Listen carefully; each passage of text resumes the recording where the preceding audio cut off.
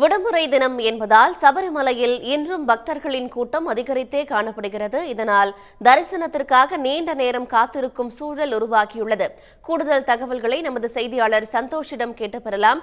சந்தோஷ், தற்போது விடுமுறை தினம் என்பதால் அங்கு பக்தர்களின் கூட்டம் எந்த அளவுக்கு காணப்படுகிறது? மேலும் அவர்களின் வசதிக்காக என்ன விதமான சிறப்பு ஏற்பாடுகள் செய்யப்பட்டிருக்கின்றன?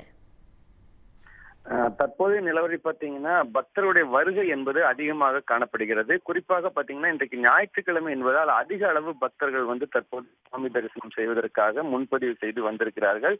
இந்த கூட்டம் அதிகமாக இருக்கக்கூடிய காரணத்தினால பம்பையிலிருந்து பக்தர்கள் பாத்தீங்கன்னா அப்பாச்சிமேடு வரைக்கும் கட்டம் கட்டமாக நிறுத்தி தான் அனுப்பி வைக்கப்படுகிறார்கள். இதனால பல மணி நேரம் பக்தர்கள் தங்க வேண்டிய ஒரு சூழ்நிலை இருக்கிறது. தற்போதைய நிலவரப்படி அங்கு பாத்தீங்கன்னா அந்த பக்தர்கள் ஒரு இடத்துல நிறுத்தி வைக்கப்படக்கூடிய காரணத்தினால அவர்களுக்கு உணவு மற்றும் தண்ணீர் பிரச்சனை ஏற்பட்டுள்ளதாக தெரிய வருகிறது. இதற்கு மாற்று ஏற்பாடாக அங்கு சில வசதிகள் செய்திருந்தாலும் அது போதுமான அளவில் இல்லை என்கிற ஒரு தகவல் தான் தற்போது தெரிய வந்திருக்கிறது.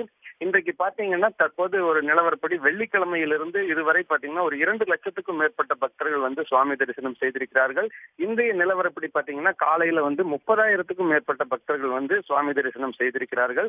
இந்த சபரிமலையினுடைய மண்டல பூஜையானது வருகிற புதன்கிழமை நிறைவடையக்கூடிய காரணத்தினால இந்த பக்தருடைய வருகை என்பது அதிகமாக காணப்படுகிறது.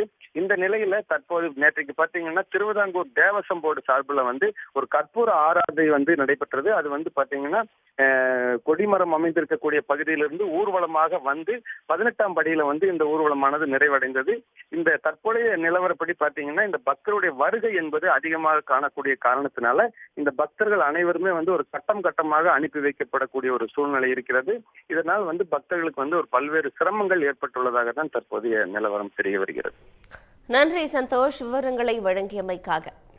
உடனுக்குடன் செய்திகளை தெரிந்து கொள்ள சன் நியூஸ் பெல் ஐகானை கிளிக் பண்ணுங்க.